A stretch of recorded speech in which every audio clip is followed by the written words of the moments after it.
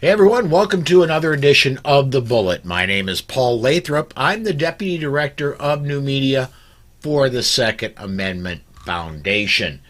Joining me today, one of the rare days he's not in the air, Mike Piwowarski of The Rundown. Mike, thanks for coming along for the ride today, man. Thank you, Paul. It's great to be here with you and all the folks here on the Daily Bullet on the Second Amendment Foundation's flagship program, sir. It's a wonderful time. Very cool. A lot of stuff to talk about today. Before we get started, as usual, if you're watching on the Polite Society podcast feeds, either Facebook or YouTube, go ahead and comment on the live video. I'll get those comments right away. We'll get them up, and Mike and I will discuss them on the air. If you're catching us anywhere else, go to Twitter, tweet with the hashtag #TheBullet, and I'll get those almost as quickly, and we'll get those up and get them discussed as well. I'm getting the Facebook, who always lags behind because they will not let me connect until we're actually live, but we're getting Facebook hooked up now so I can see your comments as they come in. There we go. Move this over here so I can look at show notes and have comments up. First story I want to talk about is a Cam Edwards story off of Bearing Arms today, Mike. We got elections coming up in just a few days, coming up on Tuesday, and Cam opined today that it's possible we could get one of the last Jim Crow era laws off the books if North Carolina does enough work to get a supermajority in both the houses, and it looks they don't need to pick up much and they'll have it, so they can override the Democratic governor's consistent veto of overturning that Jim Crow era law where you got to go to your local sheriff and say, "Mother, may I please purchase a firearm?" And I certainly hope they get that done. What are your thoughts on the article, man? Yeah, listen. It looks like they should get this. They should be able to get back over the 60% mark to get that supermajority. And I think we're only talking, like two in the House and one in the Senate. So they're close. And if you start looking around the country and see what the predictors are saying for the percentages of gains that the right's going to have, that should be a nice, easily obtainable goal for them. And then you're right. They'll be able to override the governor's veto there with their supermajority, and it's over 120 years since this law was put into effect. How is in this day of age? How is it still there, Paul? That's just the fascinating part to see that this purely racist-based law is still in place and still being enforced. Based on racism. Yeah. Well, and let that throughout the country, generally, the sheriffs are more on the conservative side, more on the law and order side, because they're elected. However, there are two very liberal counties in North Carolina, that being the more populous counties. And those sheriffs are the ones that have problems issuing the purchase permits. And for that to go away would, in places like Charlotte and Wake County, would really ease up restrictions on the people of North Carolina. Yeah, Cam did the research here and found that in the one county there, that the denials are 9% for white people and 25% for African Americans. So it's there's a clear disparity there, and it's again, and listen, I'm not calling a sheriff or an entire sheriff's office racist, but these numbers don't lie. For whatever reason, the African Americans are not getting the same approval rate, and I cannot fathom that you have an additional 16%. Of African Americans are criminals and applying for it. There's other reasons. Not to mention, Paul, that in many cases they're taking over 90 days to approve. And remember, this is not the permit to own. This is the permit to go purchase.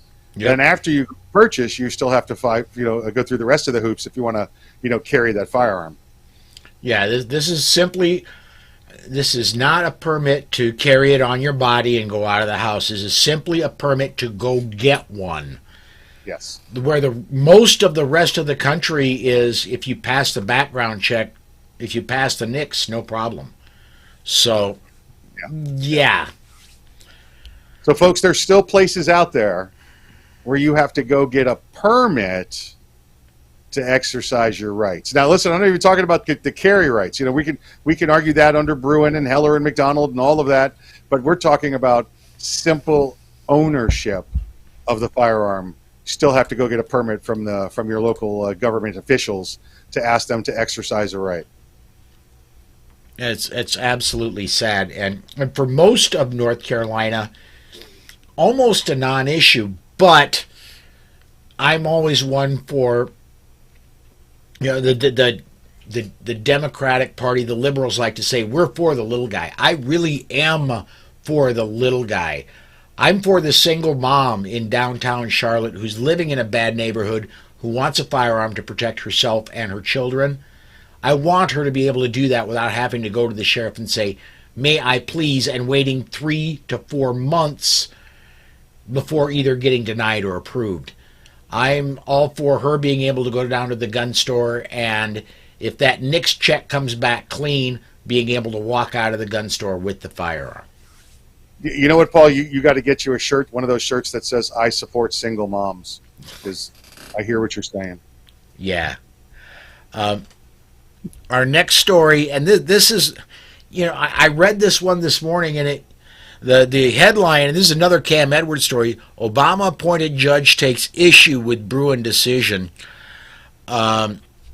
This one seems to me a lot like, well, I'm not a biologist. How am I supposed to tell if somebody is a male or a female?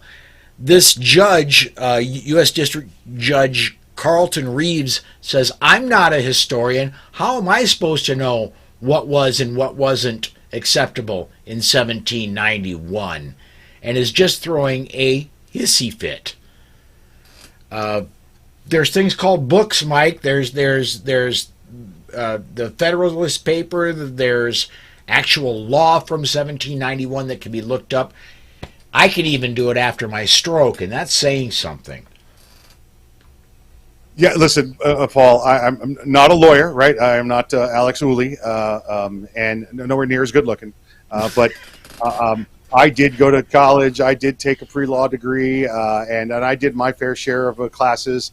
And one of the classes you have to take in order to just even go to law school, and then you take it again when you're there, is called legal research.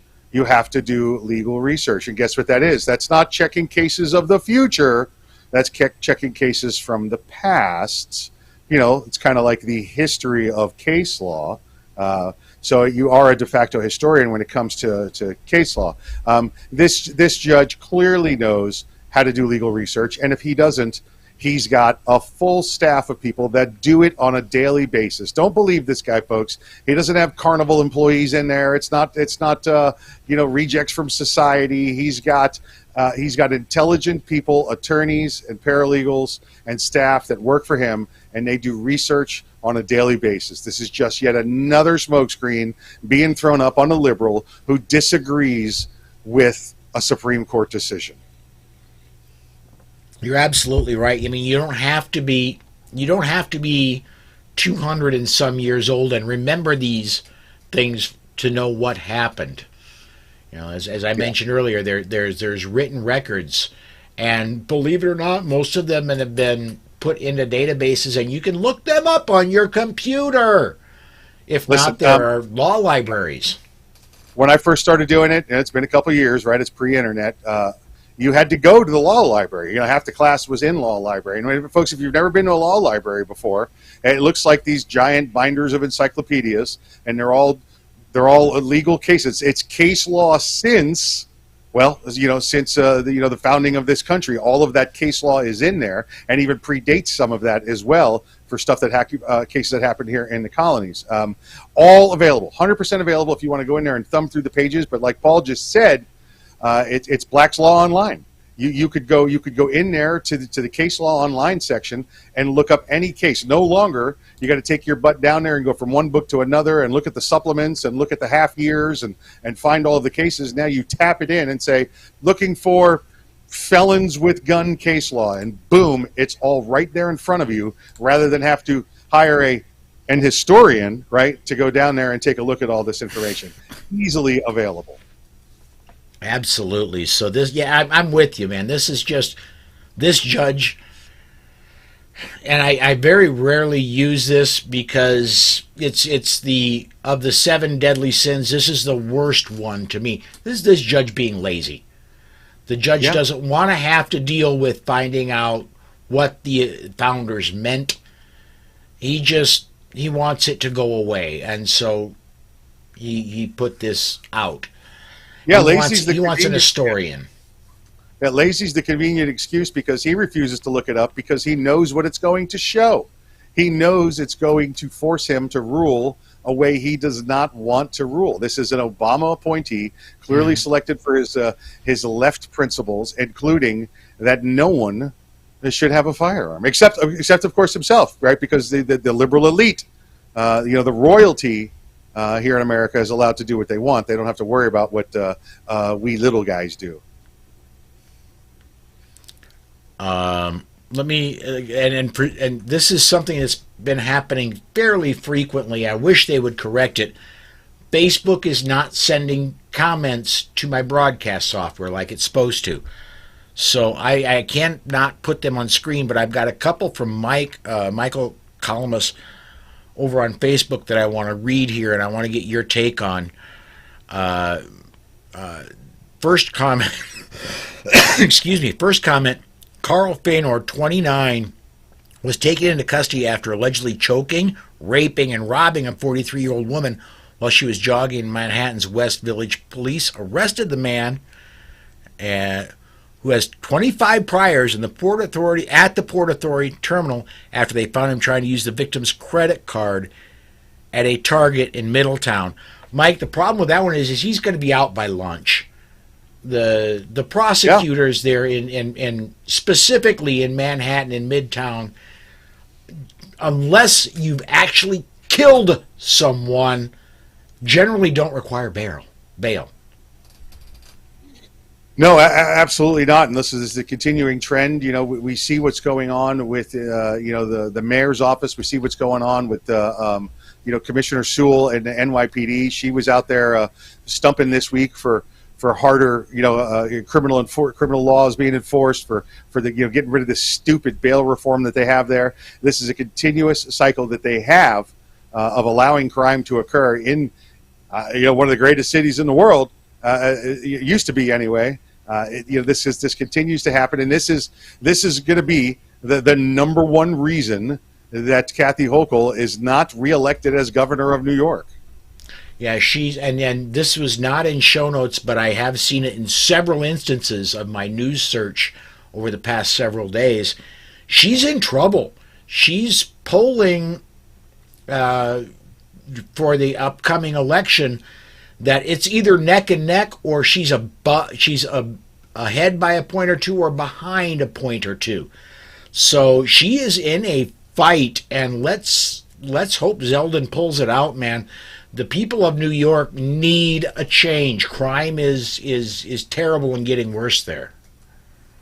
Yeah, absolutely. And let me correct myself. I said she's up for re-election. She's up for her first election as governor. She's a replacement because Cuomo there didn't know it wasn't okay to smack butts and touch boobies without permission. So, I think she's in worse trouble than what she is. Listen, we know from 2016 that polls mean squat these days, right? And you look at the different ones, whether it's coming from the left or right. And you're right, Paul. They're within that. They're both all within that margin of error. What we do know is that in polling, that Democrats are pretty proud of the way they voted and give their honest answers when pollsters ask. However, those on the right, those conservative voters, for the most part, shy away from giving the pollers their information or even the correct information. So if you look at a poll right now, you could you can figure at least outside the margin of error, it's going to go in the opposite direction. So, yeah, unless some sort of, 2020 style election system, it looks like New York's getting Led Zeppelin there. Leo Zeldin is their new governor. Yeah, let's certainly hope so. Yeah. He also says we need a red tsunami, not a wave, a tsunami. Let's see what happens. We'll find out Tuesday night, Wednesday morning. We'll find out what happens, not only in New York, but throughout the nation. Yeah, a couple of key ones, right? Looking at Oregon state race now, the governor there, which is out of the blue, the people there fed up, and the red candidate, the conservative candidate, is leading. We've got the Senate race down in Georgia, which trending towards Herschel Walker now over Warnock. The governor's race here in Florida not even looking close at this point, as has been predicted. So it's looking good. But again, we got the issues of 2 years ago to get over that hurdle as well. Yeah, absolutely. George over on the YouTube side says, I hope Hochul and Schumer are both booted out of office. Well, on a article on The Hill that I read, and it did not make it to show notes, was not part of what we were going to talk about today, but Mike's so good that I can bring up anything and he's good to comment on it. So, but on an article I read, if the House is lost in a major way, if the House majority is lost in a major way, it looks like Nancy Pelosi is ready to step down, not only as Speaker, but possibly even resign her office, resign her seat in Congress, which would mean that Gavin Newsom gets to appoint her successor, which would not be a huge gain. Of course, anything other than Pelosi might be an improvement. Yeah, I heard if she does not retain the House leadership role, that she's going to go home and get hammered also. Wow. No, you know what? I think that's kind of on her husband Paul. But anyway, yeah. Yeah. Listen, that's good news for the country. Listen, who knows what kind of whack job Newsom's going to put in there? So we'll see what happens if we get to that point. But it's going to be somebody right along the probably the same kind of radical left. Hopefully not as mentally gone as she is, though, because we clearly see signs of her mental deficiencies as well as she ages. I want to put one more comment up. This one's interesting, and it's going to take us off in a little bit of a different. George says Pelosi's already have bought a retirement home in Florida. They live in San Francisco area. One would think they would want to stay in. There's no area of the nation more blue than San Francisco. It is the Democrats' panacea. Why would they not want to stay there? Why would they want to move to red Florida? Well, listen, as red as Florida is, we got a couple of counties here, just like North Carolina has, that we talked about, that are extremely blue. In fact, the Democrat national headquarters is down there in Broward County, Florida, as well. So I don't know where they bought a house, but Paul, I bet you they didn't buy it with any of that insider stock tips that they had either. I bet that's something they didn't do. No, not at all. They had to get it fully from Pelosi's money as a member of the House. Yeah. Yeah. Sure. Exactly right. Yep. Next story I want to talk to you about, again, another Cam Edwards story. And you and I talked about this story a couple weeks ago, about the beginnings of this story. I'm going to just go ahead and read a little bit of this. While Washington, D.C. Mayor Muriel Bowser and a majority of the district city council members were demanding the passage of a new federal gun control law in the name of increasing public safety, the U.S. Attorney for the District of Columbia is set to dismiss dozens of gun-related charges over allegations of officer misconduct within the Metropolitan Police Department. You and I talked about a story a few weeks ago where officers were arresting the guns and letting the people that had the guns just walk. And it looks like the officers that were doing that now, the prosecutors are looking at dismissing a whole lot of charges that are based on evidence from those officers. Yeah, absolutely, Paul. And just on the Pelosi story, to finish that up, just doing a little fact checking. They the word is that she's not moving to Florida, but they do not deny the fact that she owns a house in Florida. So just to make sure we get on the right side of the facts here. Okay, DC. Yes, we did talk about this, Paul, and this was. It seemed odd at the time we talked about it that there was I think it's the 7th district there, the anti-crime team or whatever they call it in D.C.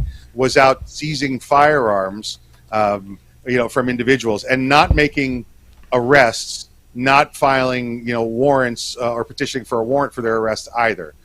So and that's the police chief there. What's the police chief's name there? Conti, Chief Robert Conti. He was aware of this from a complaint, the citizen's complaint we talked about, and they have checked on it.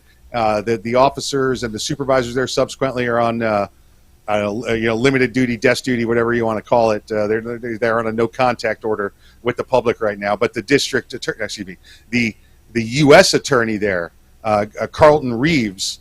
I'm sorry, not Carlton Reeves. Matthew Graves.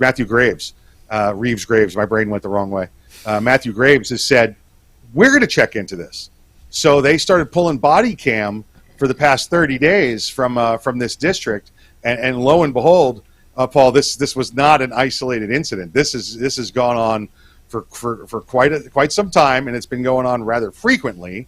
And the U.S. attorney is saying, listen, we're looking at everything here. We're basing this on the proof, the factual proof here, or can we convict on this? Can we try on this? And has told the PD and now told the public that there's quite a number of cases that we are not only going to dismiss charges, but not even going to pursue charges against many of these firearm seizures. Now, that's in addition to the people that didn't get charges filed against them. So they found that there were people that had charges filed against them by this group of officers and said, it doesn't meet the burden of proof. I mean, how does this even happen? So unfortunately, it sounds like we've got some bad officers. Fortunately, though, however, they've been identified and hopefully won't be a factor in enforcing the law there in D.C. any longer. Well, and you add that to a story, and this was not one I believe that I discussed with you. This happened after the last time we talked, but there is a lawsuit now by 3 gentlemen who are claiming racism, who are saying that they've never been arrested, they've got a clean record, and they're not getting carry permits from D.C. and they're saying because D.C. has records with them being arrested but never charged, or they've got other non-disqualifying information, and DC's just saying, because of this information, we're not issuing the permit. I'm wondering how many of these cases that are going to be dismissed would end up in things like this, where this person, law-abiding citizen, lawful citizen, ran afoul of the wrong people in the PD, and now all of a sudden they don't get carry permits. Yeah, listen, absolutely. And I'll go back and lay blame on this to the former Chief Kathy Lanier. If you recall, she was one of the ones that, where Heller came out of because they refused to grant the Second Amendment rights of individuals there, including just ownership in the home, if you recall the old standards. And now the current Chief Conti there, he's having to deal with this. And I don't know whether he's trying to correct it or just allowing it to continue. But it's clear that you have individuals that have, just like you said, Paul, that have had perhaps a contact with law enforcement, perhaps an arrest with law enforcement, and then never had anything done, whether it had been dismissed or no charges ever filed. We talked about here last week when I was on the program with you that as far as I'm concerned and as far as I understand the laws, again, not an attorney, but we had one on here agreeing with me last week who said, I said, if you apply for a permit to exercise a right, the burden should be on the state, should be on the government, the city, the state, the county, whoever you're applying to. What they're doing is saying, okay, we found record that you were arrested, and until you can show us what happened, you're denied. Well, guess what? You're the government.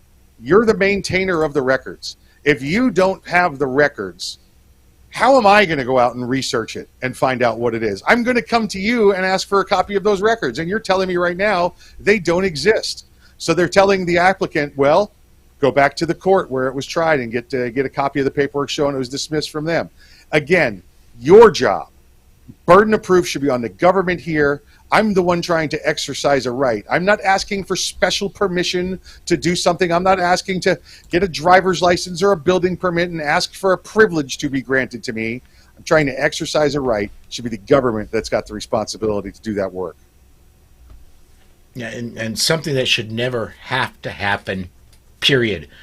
Right now in half the states, well, no, as of January 1st, when Alabama's goes into effect, 25 states say you do not have to go to the government to ask permission to carry in public.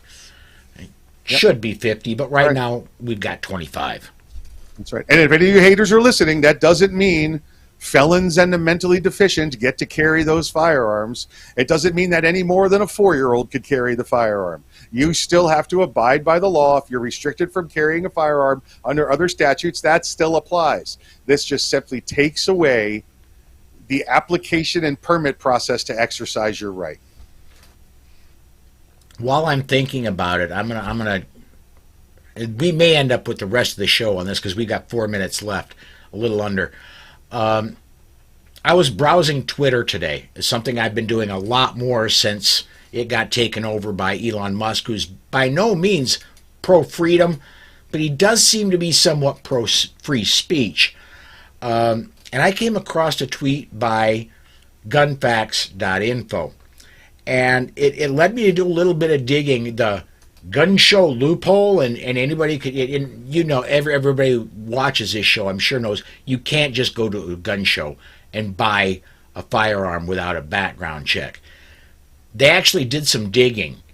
In 1994 and in 2017, so going up to 5 years ago, going back 20 years and then up to 5 years ago, they did a survey of how people got firearms that ended up putting them in state prisons. And at a gun show, totaled out both times at 0.8%. Yeah. There is no, and it's over 40%. It was 38%. Now it's over 40%. They get the guns off the street. They get them from an illegal source. So there is no gun show loophole. This is a non-problem.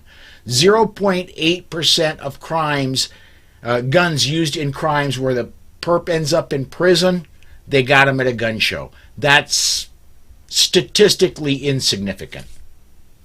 Yeah, I'll tell you what. A couple of moments on loophole. I know we're coming up on the end of the hour here, but you're right, Paul. For the most part, there's no weird gun show loophole. I can't go to the gun show and buy a gun from a dealer without doing a background check. There are locations out there, there are states out there that don't require you to be an FFL if you want to sell your firearm at a gun show. And here's how this works.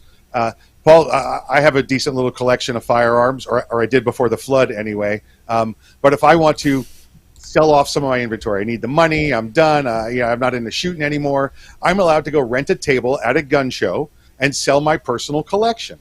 Now, ATF has failures at this point, because you will see in some circumstances people doing this every month as a private citizen. Well, guess what? That's not a private citizen selling his firearm collection. That's conducting a firearms business without a license. And that's where the ATF needs to come in and enforce those laws. The bigger problem, and by the way, those that do that sell off their own personal collection on a one-time basis, for the most part, you see them checking permits. Because guess what? If you have a concealed weapons permit, that's a pretty good indicator that you've passed the background check. I've seen many of them as well. If they don't know you from Adam, they'll tell you to walk right over to the next dealer and hand him the gun and say, here, I'm giving you this gun. Can you transfer it to him and do a background check? Gun owners are very vigilant with that, Paul. The bigger issue, and again, this is a failure on ATF, this is a failure on law enforcement because of their their beliefs and how gun laws should be enforced. There's a for every gun that's accused of this 0.8% that being in a gun show loophole, it's probably 100 times worse thefts of guns from gun shows, whether it be in the vehicles outside, whether it be on a table when a dealer turns his head. You'll get people that come in and steal firearms, and when you address it with law enforcement there, they're like, well, should have been watching it better. Really? Okay, well, that guy got murdered. What should we do? Well, I guess somebody should have been watching him better. No, it's the law. It was violated. Do your jobs. Do your jobs is all we're asking you to do. Stop turning your backs because of policies and politics and watching firearms walk out the door that way. Yeah, absolutely. Well, as I thought, we burned up our time, Mike. But before we go out, what do you want to plug? You want to plug the rundown? You want to, whatever? What do you want to plug today, man? Yeah, let's do both. Check out the rundown at the rundown.us. It's on the Facebook, the YouTube, all those good places, and of course, join me and my co-host Earl on Arms Room Radio Saturdays 3 to 5 p.m. Go to armsroomradio.com. You can listen there or find out where we're playing in your local markets. Very cool. On my end, I want everybody to please come back tomorrow, 5 p.m. Central Time, for Legal Friday, and tomorrow is again Alex Uli. Looking forward to that one. I'm sure we're going to have lots of topics to cover, but do come join us for that. And Saturday, Mike's going to be back for the weekend edition of The Bullet. That's going to do it for us today. Thanks for watching, everybody, and we will see you next